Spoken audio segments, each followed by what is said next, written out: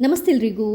ಇವತ್ತಿನ ವಿಡಿಯೋ ನೋಡಿದರೆ ಇದೆಯಲ್ವಾ, ನೀವು ರಾಗಿ ರೊಟ್ಟಿ ನಮಗೆ ತಿನ್ನಲಿಕ್ಕೆ ಇಷ್ಟ ಆದರೆ ಮಾಡೋದಕ್ಕೆ ಕಷ್ಟ ಅಂತ ಹೇಳೋದಕ್ಕೆ ಚಾನ್ಸೇ ಇಲ್ಲ.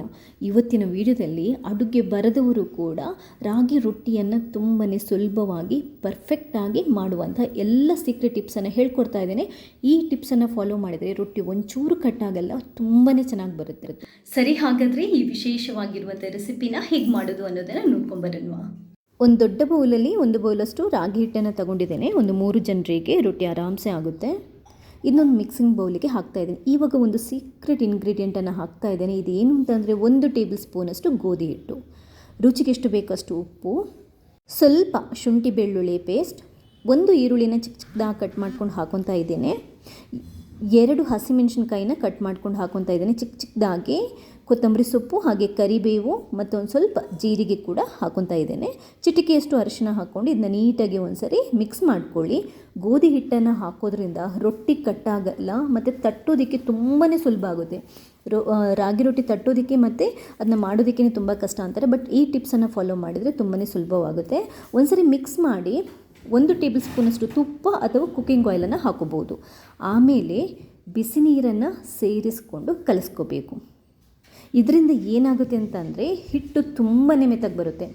ಕುಕ್ಕಿಂಗ್ ಆಯಿಲ್ ಅಥವಾ ತುಪ್ಪ ಹಾಕೋದ್ರಿಂದ ಕೂಡ ಹಿಟ್ಟು ತುಂಬ ಅಂತಂದರೆ ತುಂಬ ಮೆತ್ತಗೆ ಬರುತ್ತೆ. ಒಂದ್ಸರಿ ನೀಟಾಗಿ ನಾದ್ಕೊಳ್ಳಿ. ಅಟ್ಲೀಸ್ಟ್ 1-2 ನಿಮಿಷ ಚೆನ್ನಾಗಿ ನಾದ್ಕೊಳ್ಳಿ. ನೋಡಿ ಹಿಟ್ಟು ಎಷ್ಟು ಮೆತ್ತಗಾಗುತ್ತೆ ಅಂತ. ನೀರು ಕೂಡ ಅಷ್ಟೇ, ತುಂಬ ಗಟ್ಟಿ ಕಲಿಸ್ಬಾರ್ದು. ರಾಗಿ ರೊಟ್ಟಿ ಹಿಟ್ಟನ್ನು ಸ್ವಲ್ಪ ಮೆತ್ತಗೇ ಕಳಿಸ್ಬೇಕು. ನೋಡಿ, ನಾನು ಕೈಯಲ್ಲಿ ಉಂಡೆ ಮಾಡಿದಾಗ ಎಷ್ಟು ಮೆದುವಾಗಿ ಬರುತ್ತೆ ನೋಡಿ. ಆಯಿಲನ್ನು ಸವರ್ಕೊಂಡು ಉಂಡೆ ಕಟ್ಬೋದು. ನೋಡಿ, ಈ ಥರ ಇಷ್ಟು ಮೆತ್ತಗೆ ಬರಬೇಕು ಹಿಟ್ಟು. ಹಾಗಂತ ತುಂಬ ತೆಳ್ಳಗೆ ಮಾಡೋದಲ್ಲ, ನಮಗೆ ರೊಟ್ಟಿ ತಟ್ಟೋದಕ್ಕೆ ಕೂಡ ಕರೆಕ್ಟಾಗಿ ಬರಬೇಕು. ಈ ಹದದಲ್ಲಿದ್ದರೆ ಯಾರು ಬೇಕಾದರೂ ಪರ್ಫೆಕ್ಟಾಗಿ ನಾವು ರಾಗಿ ರೊಟ್ಟಿನ ಮಾಡ್ಬೋದು. ನೀವು ಹಿಟ್ಟು ಕಲಿಸ್ಕೊಳ್ಳುವಾಗ ತುಪ್ಪ ಅಥವಾ ಕುಕ್ಕಿಂಗ್ ಆಯಿಲ್ ಸೇರಿಸಿ 1 ಟೇಬಲ್ ಸ್ಪೂನಷ್ಟು ಗೋಧಿ ಹಿಟ್ಟನ್ನು ಸೇರಿಸಿ ಬಿಸಿ ನೀರನ್ನು ಹಿಟ್ಟು ಕಲಿಸೋಕ್ಕೆ ಯೂಸ್ ಮಾಡಿ. ಇದೇ ನಾನು ಕೊಡ್ತಿರುವಂತಹ ಸೀಕ್ರೆಟ್ ಟಿಪ್ಸ್. ಈ ಟಿಪ್ಸನ್ನು ಫಾಲೋ ಮಾಡಿದರೆ ಯಾರು ಬೇಕಾದರೂ ಸುಲಭವಾಗಿ ರಾಗಿ ರೊಟ್ಟಿಯನ್ನು ಮಾಡ್ಬೋದು. ಇವಾಗ ಬಾಳೆ ಎಲೆಗೆ ಸ್ವಲ್ಪ ಎಣ್ಣೆ ಅಥವಾ ತುಪ್ಪನ ಸವರಿಬಿಟ್ಟು ನೋಡಿ, ಕೈಯಿಂದ ಈ ಥರ ನೀಟಾಗಿ ತಟ್ಕೊಂಡ್ರೆ ಸಾಕು. ಎಷ್ಟು ಸುಲಭದಲ್ಲಿ ನಮಗೆ ಹರಡೋಕ್ಕೆ ಅಥವಾ ತಟ್ಟೋದಕ್ಕಾಗುತ್ತೆ ಅಂತಂದರೆ ನೋಡಿ, ಹಾಗೆ ಮುಟ್ಟಿದ್ರೆ ಸಾಕು. ನೋಡಿ, ಅದು ಹರಡ್ಕೊಂಡು ಹೋಗುತ್ತೆ. ಎಷ್ಟು ಸುಲಭವಾಗಿ ನಾನು ರೊಟ್ಟಿ ತರ್ತಾ ಇದ್ದೇನೆ ಅಂತ ನೀವೇ ನೋಡ್ತಾ ಇದ್ದೀರಾ. ನೋಡಿ, ನಮಗೆ ಸೈಡಲ್ಲಿ ಎಲ್ಲೂ ಕ್ರ್ಯಾಕ್ಗಳು ಅಥವಾ ಒಡೆಯಲ್ಲ, ಒಂಚೂರು ಒಡೆಯಲ್ಲ. ನೋಡಿ, ಎಲ್ಲೂ ಒಡೆಯಲ್ಲ.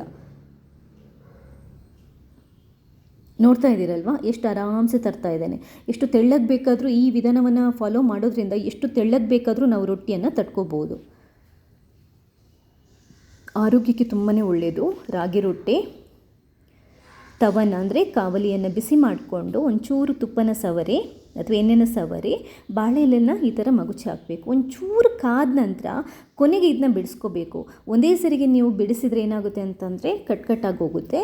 ನಿಧಾನಕ್ಕೆ ಬಿಡಿಸ್ಕೊಳ್ಳಿ. ಮೇಲ್ಗಡೆಯಿಂದ ಬೇಕಾದರೆ ಒಂಚೂರು ತುಪ್ಪ ಮತ್ತು ಆಯಿಲನ್ನು ಮತ್ತೆ ಸವರ್ಕೋಬೋದು. ಹಾಗೆಯೇ ಕೆಳಗಡೆ ನಾವು ಫಸ್ಟ್ ರೊಟ್ಟಿ ಹಾಕ್ತೀವಲ್ಲ ಆವಾಗ ಕೂಡ ಸ್ವಲ್ಪ ಆಯಿಲ್ ಅಥವಾ ತುಪ್ಪನ ಸವರ್ಕೊಂಡ್ರೆ ನಮಗೆ ಪರ್ಫೆಕ್ಟಾಗಿರುವಂಥ ರಾಗಿ ರೊಟ್ಟಿ ರೆಡಿ ಆಗುತ್ತೆ. ತುಂಬ ತೆಳ್ಳಗೆ ಬೇಕಾದರೂ ಮಾಡ್ಬೋದು. ರುಚಿಯಾಗಿ ನಾವು ಇದಕ್ಕೆ ಈರುಳ್ಳಿ ಮಸಾಲೆ ಎಲ್ಲ ಹಾಕಿರೋದ್ರಿಂದ ಒಳ್ಳೆ ರುಚಿ ಕೂಡ ಕೊಡುತ್ತೆ. ಆರೋಗ್ಯಕ್ಕೆ ಕೂಡ ಒಳ್ಳೆಯದು. ಚೆನ್ನಾಗಿ ಮಗುಚು ಹಾಕ್ಕೊಂಡು 2 ಸೈಡ್ ನೀಟಾಗಿ ಕಾಯಿಸ್ಕೊಳ್ಳಿ. ನೋಡಿ, ಸೂಪರ್ ಆಗಿರುವಂಥ ರಾಗಿ ರೊಟ್ಟಿ ರೆಡಿಯಾಗಿದೆ. ಇಷ್ಟೇ ನೋಡಿ, ತುಂಬ ಅಂತಂದರೆ ತುಂಬ ಸಿಂಪಲ್. ರಾಗಿ ರೊಟ್ಟಿ ರೆಡಿ ಮಾಡಿ ಆಗಿದೆ. ನೋಡಿ, ನಾನು ಎಲ್ಲ ರೊಟ್ಟಿನ ತೋರಿಸ್ತಾ ಇದ್ದೇನೆ. ಎಲ್ಲೂ ಒಂಚೂರು ಕಟ್ಟಾಗಿ ಬಂದಿಲ್ಲ. ಎಷ್ಟು ಪರ್ಫೆಕ್ಟಾಗಿ, ಎಷ್ಟು ತೆಳ್ಳಗೆ, ಎಷ್ಟು ನೀಟಾಗಿ ಬಂದಿದೆ ನೋಡಿ.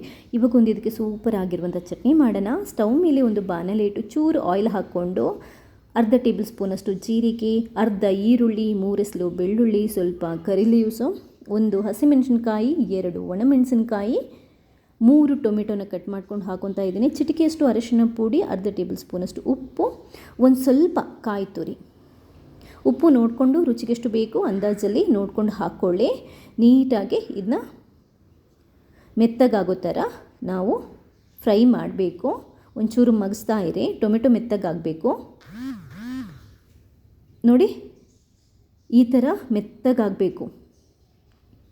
ಈ ರಾಗಿ ರೊಟ್ಟಿ ಜೊತೆ ಈ ಚಟ್ನಿ ಕಾಂಬಿನೇಷನ್ ಇದೆಯಲ್ಲ, ತುಂಬ ಅಂತಂದರೆ ತುಂಬಾ ಚೆನ್ನಾಗಿರುತ್ತೆ. ನನಗೆ ಇದನ್ನ ನೋಡ್ತಿದ್ರೇ ಬಾಯಲ್ಲಿ ನೀರು ಬರುತ್ತೆ. ಇದನ್ನ ಒಂದು ತಟ್ಟೆಗೆ ಹಾಕಿ ಇಷ್ಟಾದ ನಂತರ ಸ್ಟವ್ ಬಂದ್ ಮಾಡಿ ತಟ್ಟೆಗೆ ಹಾಕಿ ಚೂರು ತಣ್ಣಗಾಗಲಿಕ್ಕೆ ಬಿಡಿ. ಒಂದು ಸ್ವಲ್ಪ ಹುಣಸೆ ಹಣ್ಣನ್ನು ಬೇಕಾದರೂ ಸೇರಿಸ್ಕೊಳ್ಳಿ. ಕಂಪ್ಲೀಟಾಗಿ ತಣ್ಣಗಾದ ನಂತರ ನಾವಿದನ್ನ ಒಂದು ಮಿಕ್ಸಿಗೆ ಹಾಕ್ಕೊಂಡು ರುಬ್ಕೋಬೇಕು. ರುಬ್ಬುವಂಥ ಚಟ್ನಿ ಮಾಡುವಂಥ ಮಿಕ್ಸಿಗೆ ಹಾಕ್ತಾ ಇದ್ದೇನೆ. ಹಾಕ್ಕೊಂಡು ಚಟ್ನಿಯನ್ನು ರೆಡಿ ಮಾಡಿದ್ದೇನೆ ನೋಡಿ. ಸೂಪರ್ ಆಗಿರುವಂಥ ಬಾಯಿ ನೀರೂರಿಸುವಂತಹ ಚಟ್ನಿ ರೆಡಿಯಾಗಿದೆ. ಟೊಮೆಟೊ ಚಟ್ನಿ ರೆಡಿಯಾಗಿದೆ. ರಾಗಿ ರೊಟ್ಟಿ ಮತ್ತು ಈ ಥರ ಮಸಾಲ ಹಾಕಿ ಮಾಡಿದ ಟೊಮೆಟೊ ಚಟ್ನಿ ಕಾಂಬಿನೇಷನ್ ಇದೆಯಲ್ವ, ಅದು ತಿಂದವರಿಗೆ ಮಾತ್ರ ಗೊತ್ತು. ನಿಮಗೆ ನನ್ನ ಈ ರೆಸಿಪಿ ಇಷ್ಟ ಆದರೆ ಲೈಕ್ ಮಾಡಿ ವಿಡಿಯೋನ. ನೀವು ಮಾತ್ರ ನೋಡೋದಲ್ಲ, ಬೇರೆ ವಿಡಿಯೋ ಕೂಡ ಶೇರ್ ಮಾಡಿ. ಥ್ಯಾಂಕ್ಸ್ ಎಲ್ರಿಗೂ.